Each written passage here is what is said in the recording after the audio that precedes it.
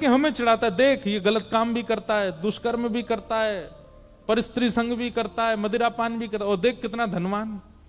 हम लोग सोच के दुखी हो जाते हैं कई बार, हमने तो किसी का बुरा नहीं किया, हमने सबका भला किया, फिर हम लोग क्यों ऐसा जीवन जी रहे? क्योंकि कलयुग के नियमों के विपरीत हम रहते हैं। हम तो ठाकुर जी के नियमों में रहते हैं। लेकिन अब इसमें चाहिए क्या? बात स्पष्ट हो गई कि क्यों धनवान होते हैं दुष्कर्म करने वाले लोग? क्योंकि कलयुग उनको सपोर्ट करता है, उसके नियम पालन करते हैं। लेकिन वैष्णव का स्वरूप है किसी की उज्जवलता, किसी की श्रेष्ठता, किसी की धनवंता से वो विचलित नहीं होता।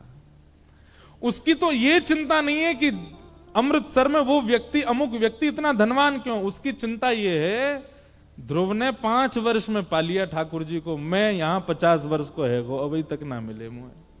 उसकी चिंता ये है। उसकी चिंता ये नहीं है कि उसने रोल्स रॉयस खरीद ली। उसकी चिंता ये है, धन्य है अर्जुन जिसके रथ के चालक श्री कृष्ण थे। हमारी तो इतनी योग्यता भी नहीं कि हम एक रोटी भी पवा सके। उसकी चिंता संसार के उज्जवलवान, श्रेष्ठवान, धनवान लोगों से नहीं होती, उसकी चिंता भक्तों से होती है कि उनको भी मिले, मेरे में क्या कमी है। गजराज तारो तेने आवने को, जावने को, खावने पकावने को मीरा बाई तारी है। नरसी मेहता को तारो वहीवार सवारने को, वेदन सुनावने को जय देव तारो है।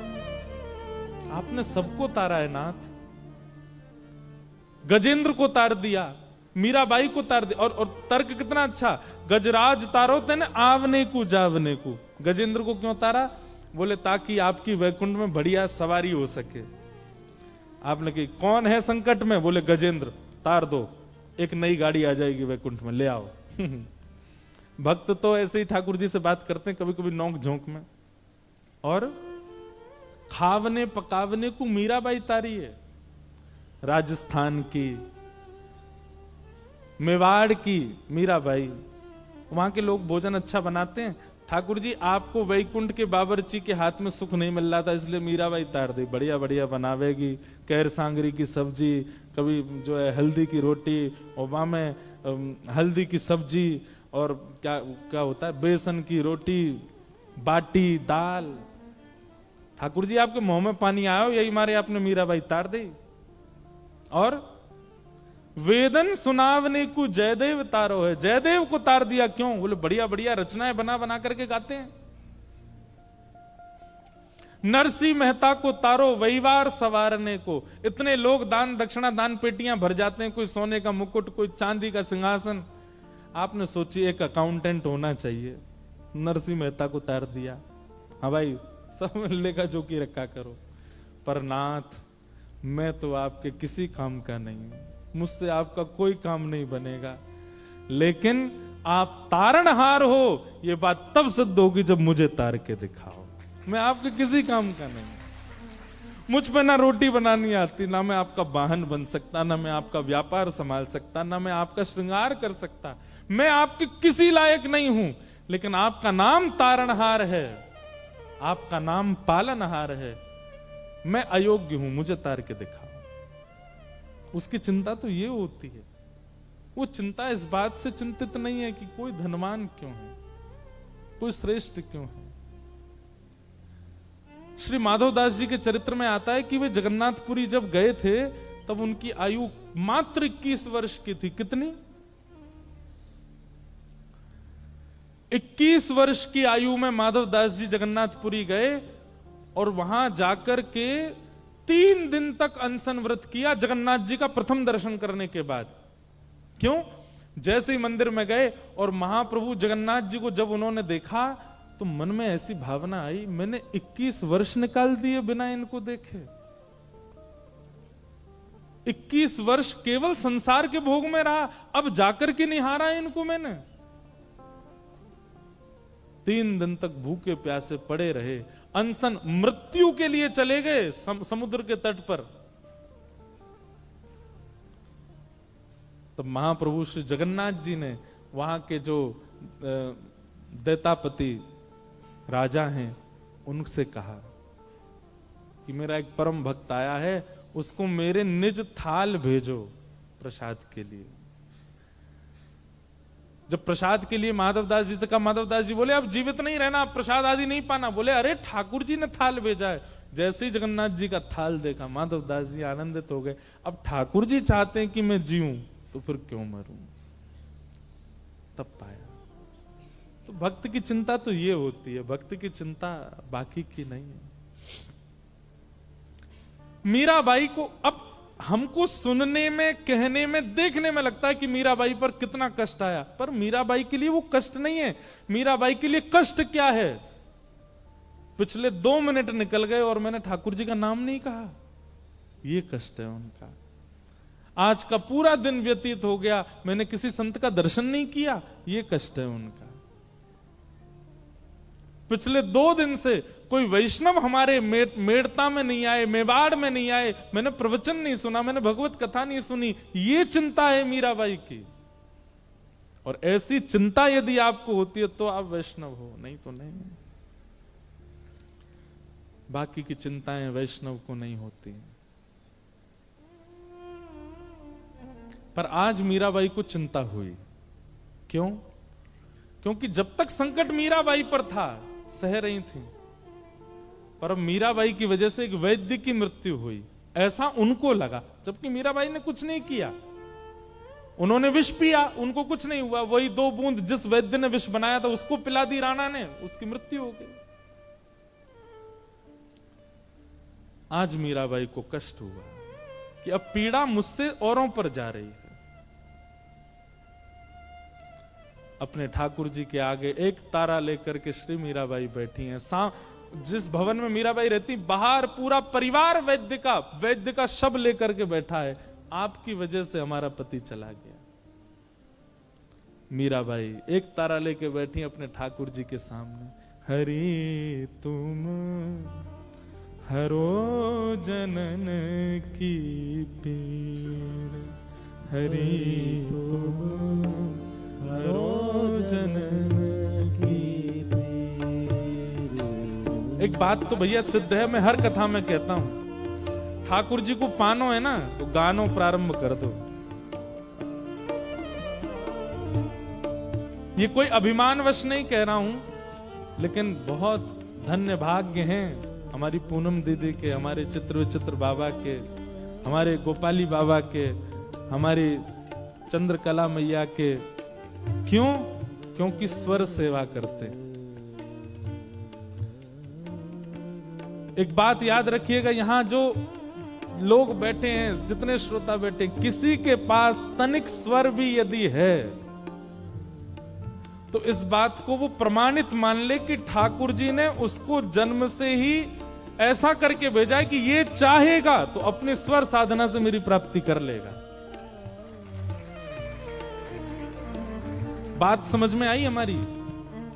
किसी को यदि स्वर दे, अब जो स्वरवान नहीं है वो बुरा नहीं मानना, पर जिनको स्वर देकर के भेजा है ठाकुर जी ने, इसका मतलब यह है कि ठाकुर जी ने आपको पहले से ही ये बात कंफर्म करके भेजी कि अगर आप चाहोगे तो अपनी स्वर साधना से उनको प्राप्त कर सकते हो, मैं इसको मिलूंगा। जिसने भी पाया गा के पाया, और जो पानो चाहवे वाकू गानो पड़ेगो। मीराबाई गाती है, हरि तुम हरो जनन की पीर, हरि तुम हरो जनन की पीर, हरि तुम हरो जनन की पीर, हरि तुम हरो जनन की पीर। द्रौपदी की लाज बचाए तुम, द्रौपदी की लाज बचाई। वाह, क्या गा रहे हो आप लोग हैं? कितना सुंदर स्वर, एक भी बेसुरा लगा। अच्छा, ये भी एक स्वरूप है कि जब सभा में गाते हैं ना, सबका स्वर एक हो जाता है। अकेला व्यक्ति गाता है तो उसके स्वर में कहीं ना कहीं चूक दिखाई देती, पर जब सब साथ गाते हैं तो जैसे गोपियों ने गोपी गीत गाया, और गोपी गीत विश्राम पर श्री शुकाचार्य जी कहते हैं रुरुदु स्वस्वरम राजन कृष्ण दर्शन लालसा। बहुत ध्यान से सुनिएगा, कृष्ण दर्शन लालसा यदि चित्त में है तो रुदन भी स्वर में होगा। कृष्ण दर्शन लालसा यदि चित्त में है तो रुदन भी स्वर में होगा। आप सब कृष्ण दर्शन लालसा में बैठे हो, इसलिए आप सबके स्वर एक हो गए। तुम द्रौपदी की लाज राखी,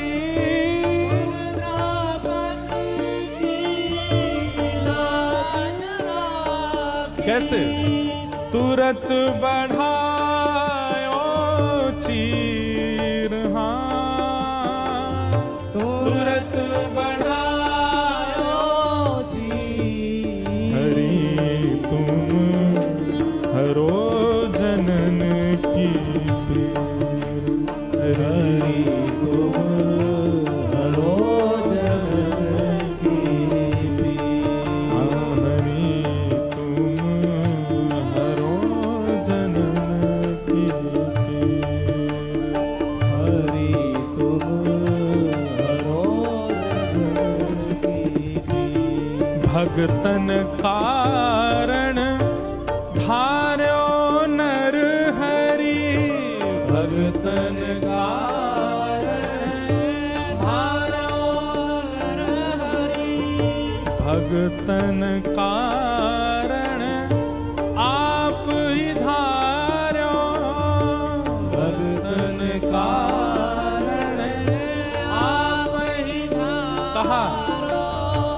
नर हरि शेष शरीर, नर हरि शेष शरीर। हे हिरण्यकश्यप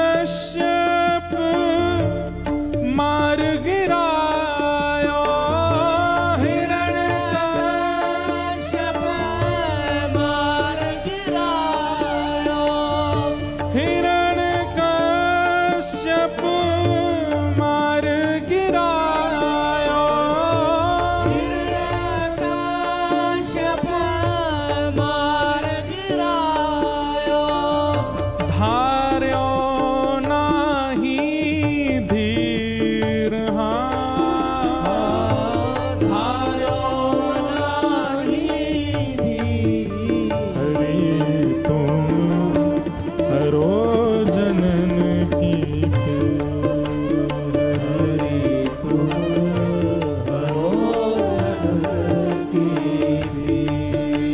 हरि तुम हरो जनन की पीर, हरि तुम हरो जनन की पीर।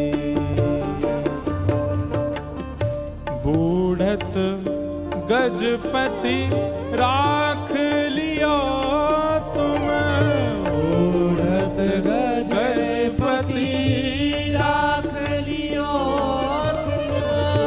कियो बाहर लेनीर, कियो बाहर लेनीर। हे दासी मीरा लाल गिरधर, दासी मीरा लाल गिरधर। दासी मीरा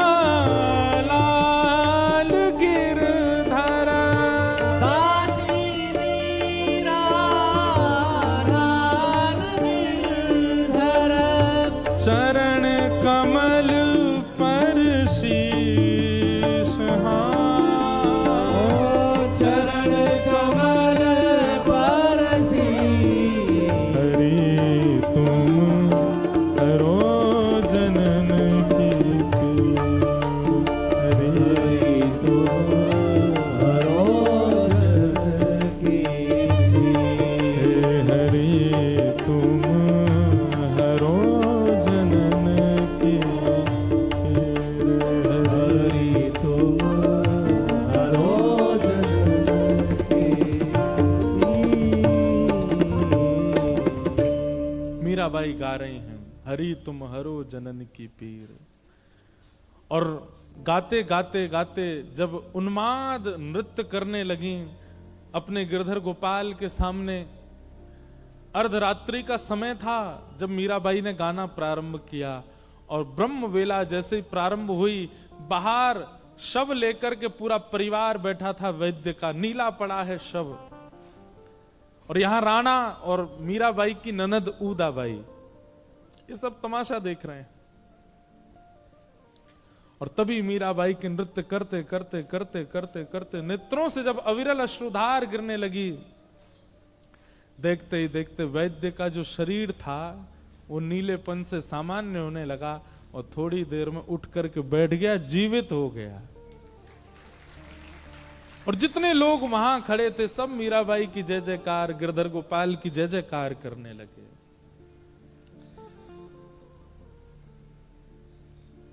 ऊदाबाई का मन परिवर्तित हुआ। मीराबाई की ननद थी ऊदाबाई। प्रसंग में आता है कि जब मीराबाई विवाह करके आई थी भोजराज जी के साथ, तो गृह प्रवेश के समय ननद द्वार रोकती है और रोक करके नेक मांगती है। अब राजघरानी की बेटी अगर नेक मांगेगी तो फिर 16, 17, 20 लाख रुपए के तो कुछ हार दो तो भी तो नेक है। द्वार रोक दिया मीराबाई का, तो मीराबाई बोली क्या करना है? बोले भाभी पहली बार गृह प्रवेश कर रही हो, पहला चरण अंदर रखोगी, उससे पहले नेक दो।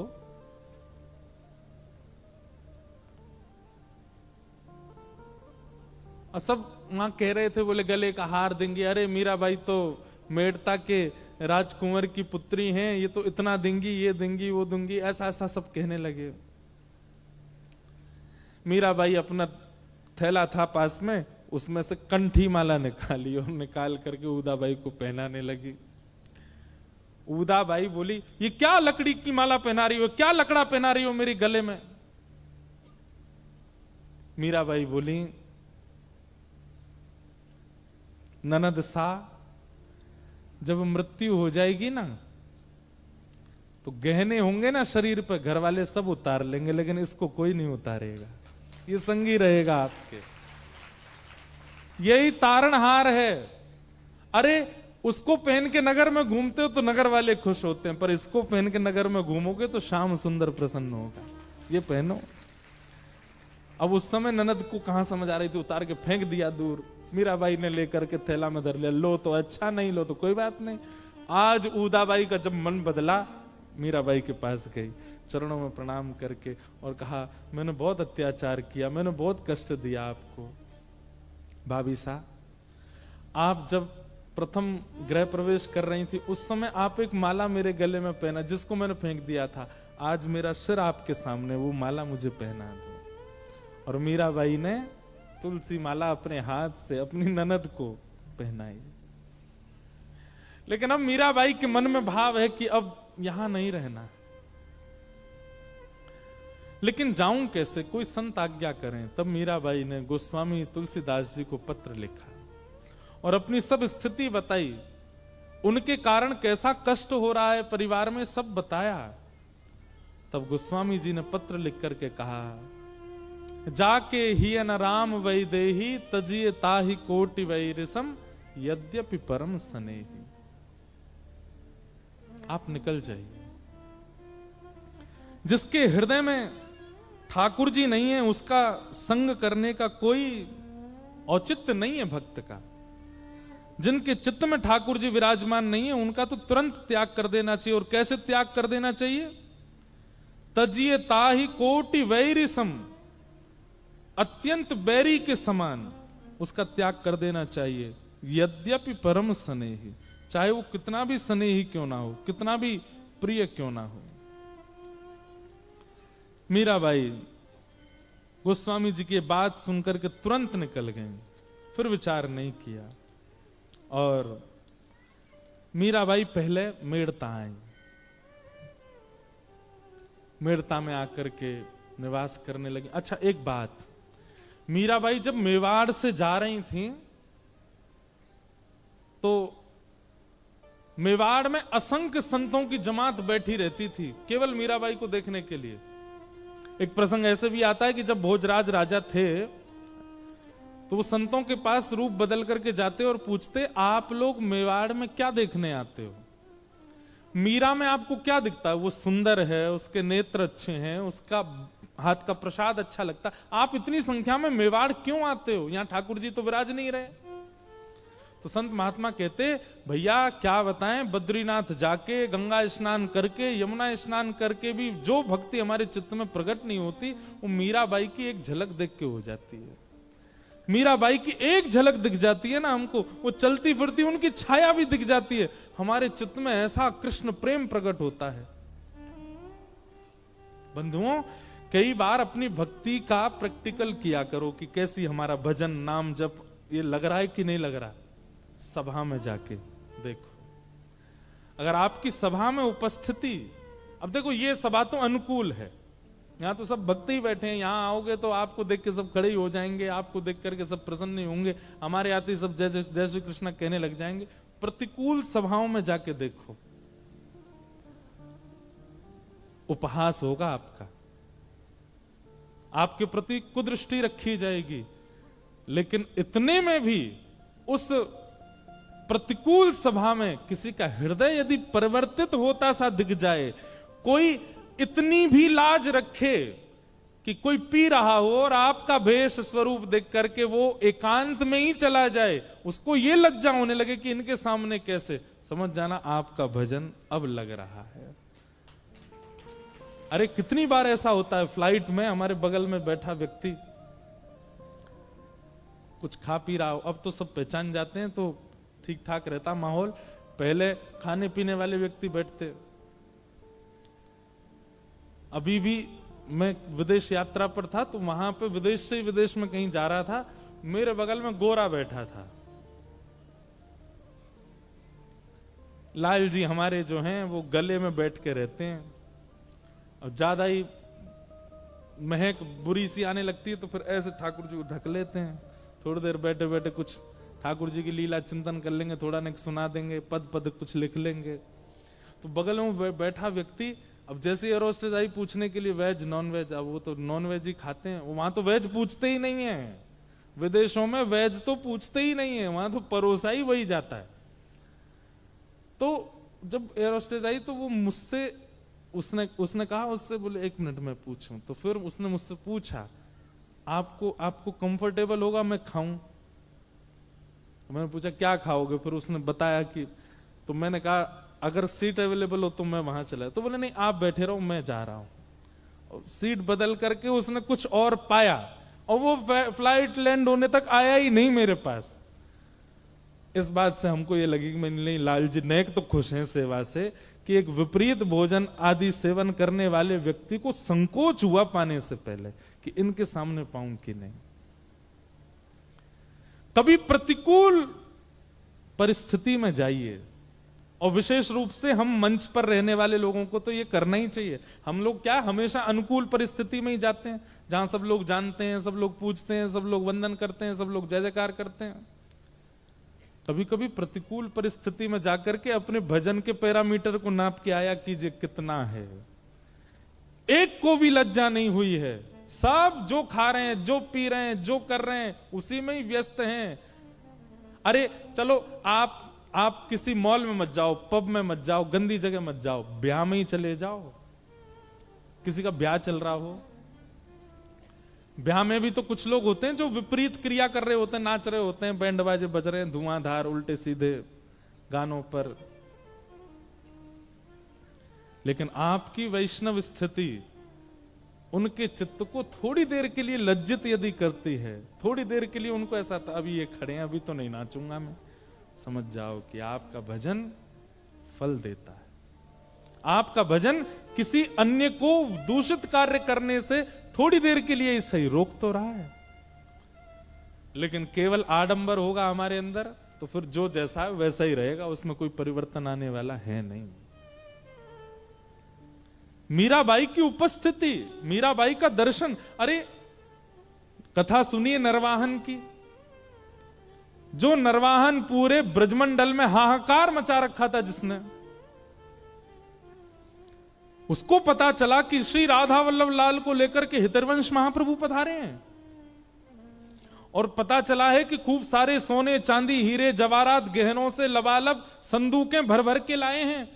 किसी ने हितरवंश महाप्रभु से कहा, बोले महाराज आप वृंदावन आ तो गए हो, इतनी धन संपत्ति लेके आ तो गए हो, अपने ठाकुर जी को लेके आ तो गए हो, लेकिन इस पूरे वृंदावन क्षेत्र में, वृंदावन में पहले कोई रहता तो नहीं था, वो वन था, और दिल्ली से आगरा यमुना जी के मार्ग से बड़े बड़े जहाज जाया करते थे। पहले यमुना जी खूब विशाल थी, खूब गहरा जल था, बड़े बड़े जहाज चलते थे व्यापारियों के।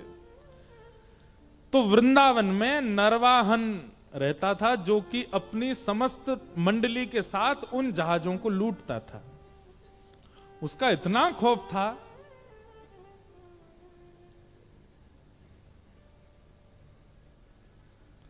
तो कई लोगों ने महाप्रभु श्री हितरवंश जी से जाकर के कहा कि भगवान, यहां नरवाहन नाम का एक डकैत रहता है और वो इतना ज्यादा क्रूर है, भयगांव है वृंदावन के पास, वहां रहता था। अब नाम बदल गए होगो कि जन वही है पता नहीं, भयगांव है महाराज जी, नाम बदल गए होगो, भयगांव में रहता था। उसका नाम ही गांव का क्या था, भयगांव। सबको भय लगता था उससे। तो महाप्रभु जी से किसी ने कहा, बोले कि आप एक बार नरवाहन से मिल लीजिए और उसको बता दीजिए कि आप ठाकुर जी लेके आए हैं और आपके पास इतनी सामग्री है, इतना धन है, कहीं वो कल को आक्रमण ना करे। हितरवंश महाप्रभु बोले, हम जाएंगे उसके पास, हमारे पास ठाकुर बैठे हैं, ठाकुर की सामग्री है, हम थोड़ी जाएंगे उसके पास। और कदम्ब टेर, मदन टेर, ऊंची ठौर श्री राधा वल्लभ जी को विराजमान कर दिया। कोई मंदिर नहीं, वृक्ष के नीचे श्री कुंज में ठाकुर जी रहते थे। प्राचीन काल ऐसी सुंदर सुंदर वृंदावन की महिमा है, कभी कभी मन होता है बोलते रहे। वृंदावन की वृक्ष वल्लरियां कैसी थी पता है? जैसे ही ठाकुर जी विराजमान कर दिए, अपने आप कुंज निकुंज ऐसे आड़ बना लेती ताकि ठाकुर जी के ऊपर धूप ना आवे, जल की बिंदु ना गिरे। मतलब अपने आप ही बेल सचल हो जाती थी, क्योंकि वृंदावन के वृक्ष साधु संत ही हैं, सब गोपी जन ही हैं, ये तो सब मानते ही हैं। पर अब नहीं होता ऐसा। अब तो वृंदावन बिल्डिंग बन हो गया, होल्डिंग बन हो गया, भीड़ वन हो गया, भीड़ वन। कौन सा वन? भीड़ वन।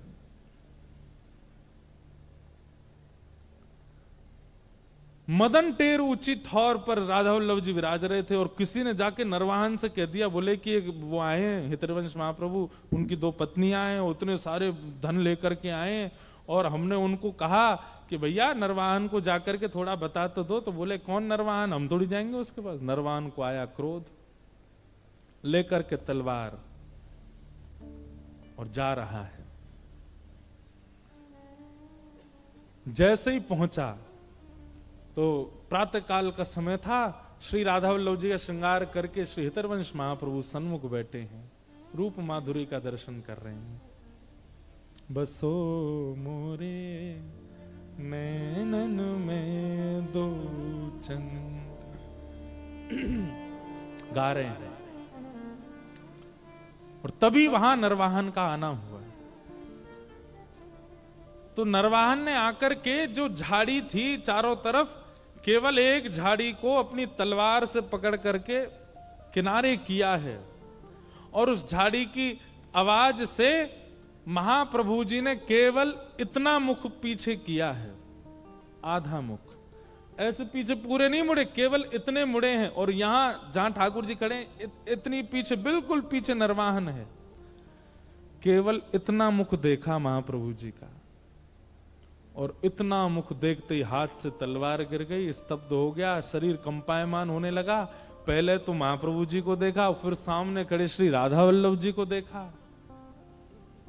ऐसी सुंदर जोड़ी कभी देखी नहीं उसने जीवन में। घुटनों के बल, अभी कुछ कहा तक नहीं है महाप्रभु जी ने, उठे तक नहीं है, बोले तक नहीं है, पूरा पूरा देखा भी नहीं है उसको, केवल आधा मुख देखने मात्र से नरवाहन की स्थिति ऐसी होगी, रोने लगा। 「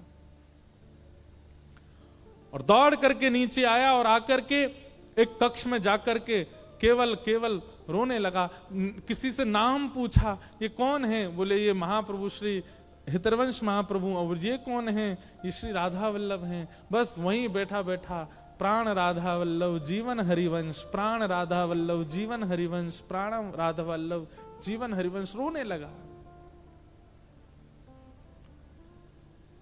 ये भजन का बल केवल आधे मुख के दर्शन से अत्यंत क्रूर परिवर्तित हो गया। हमारी उपस्थिति से किसी के चित्त में लज्जा भी ना आवे गलत करते समय, कैसा भजन हमारा। इसी बात को भीष्म पितामह से कहते हैं भगवान भागवत में कि मुझे इस बात का आश्चर्य पितामह कि आपकी उपस्थिति होते हुए भी द्रौपदी का चीरहरण कैसे कर रहा था दुशासन। क्योंकि अभी तक पितामह भीष्म की इसी बात से प्रशंसा थी कि इन जैसा भजनानंदी, इन जैसा त्यागी, इन जैसा विरक्त कोई नहीं है। लेकिन ठाकुर जी ने छोटी सी बात कहकर के पितामह भीष्म को आईना दिखाया। लज्जा नहीं हुई दुशासन को आपके सामने द्रौपदी का चीरहरण करते समय? कहीं ना कहीं आपका भजन जिसका आप गुमान करते हैं, आपका त्याग, आपका बाल ब्रह्मचर्य जिसका आपको अभिमान होता है, मत करिए। आपकी उपस्थिति से कोई लज्जा नहीं हुई दुर्योधन को, दुशासन को। युद्ध हुआ बात अलग है, उन्होंने पांडवों की राजगद्दी हड़प ली बात अलग है, पर एक नारी को निर्वस्त्र किया जा रहा था और आप वहां बैठे थे। किस बात का अभिमान है आपको? एक व्यक्ति के चित्त में लज्जा तक प्रकट नहीं कर पाए आप। तब भीष्म पितामह बोले कि बात सत्य है। तो इसका मतलब ये प्रमाणित बात है कि आपका भजन आपकी उपस्थिति से आपके दायरे को क्रिएट करता है। अगर उस दायरे में आने वाला व्यक्ति तनिक भी लज्जा ना करता हो दूषित करने में, तो आपका भजन व्यर्थ है। आज हमारे वृंदावन के पूज्य श्री प्रेमानंद जी महाराज हैं, जब वो निकलते हैं, आप उस समय वहां बैठे लोग या लाखों की तादाद में जो उपस्थित व्यक्ति हैं, वो परिवर्तित हो जाते हैं। उनका चित्त मलिन था, वो शुद्ध होने लग जाता है, वो अपने दूषित कार्यों को छोड़ने लग जाते हैं। कैसे? क्योंकि कहीं ना कहीं एक महापुरुष का भजन उसकी उपस्थिति से प्रकट हो रहा है।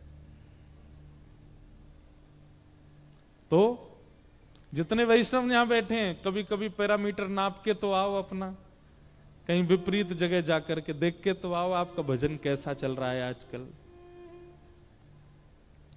लेकिन हां, एक बात का ध्यान रखना, कहीं आपकी उपस्थिति से अगर सामने वाला लज्जा में आ जाए, थोड़ा अपने कार्य को छोड़ दे या थोड़ा संकोच में आ जाए, तो अभिमान मत कर बैठना अपने भजन का। भले कृपा मानना ठाकुर जी की, उनकी कृपा है। मीराबाई मेड़ता आ गई। क्यों? प्रतीक्षा कर रही हैं कि वृंदावन बुलाएगा तो जाऊंगी। मैं ये बात कहता हूं कथा में कि आप ऐसे मत चले जाया करो मुंह उठा के। भाई, जब हम सामान्य संसार में भी किसी के ऐसे ही नहीं चले जाते, प्रतीक्षा करते, थोड़ा तो मान रहता है कि बुलावे तो जामे। वृंदावन की भी प्रतीक्षा करो कि बुलावे, और वृंदावन जब बुलावेगा उसके 3 प्रमाण तो हम दे चुके हैं पहले। पहला, स्वप्न में दर्शन। दूसरा, वृंदावन से कोई प्रसाद आपके घर सहज आ जाना। तीसरा, कोई ब्रजवासी आपके नगर में आ जाए। ये 3 प्रमाण है कि वृंदावन बुला रहा है। और चौथा सुनो, जैसे जल बिन मछली तड़पती है ना, ऐसी स्थिति हो जाए, भोजन ना सुहाए। अष्ट सखा गाते हैं, माई मेरो मन हरो, सांवरो घर अंगना ना सुहावे। ना सुहाए कुछ भी, कोई कितनी भी बढ़िया वस्तु कुलचे लाके धर दे आपके सामने, नहीं भा रहा हो, अब तो वृंदावन जाना है। कोई कितनी भी सुंदर वस्तु दे दे, आपकी स्थिति नहीं, अब तो वृंदावन जाना है। बस रह ना पा रहे हो तब जाओ वृंदावन। मीराबाई अब उस स्थिति की प्रतीक्षा कर रही हैं। कबहू मिले पिया मो। मीराबाई के सुंदर पदों में एक मेरे को ये बहुत भाता है, ध्यान से सुनना। कबहू मिले पिया मोरा गोविंद, कबहू मिले पिया मोरा गोविंद, कबहू मिले पिया मोरा। सब लोग गाओ।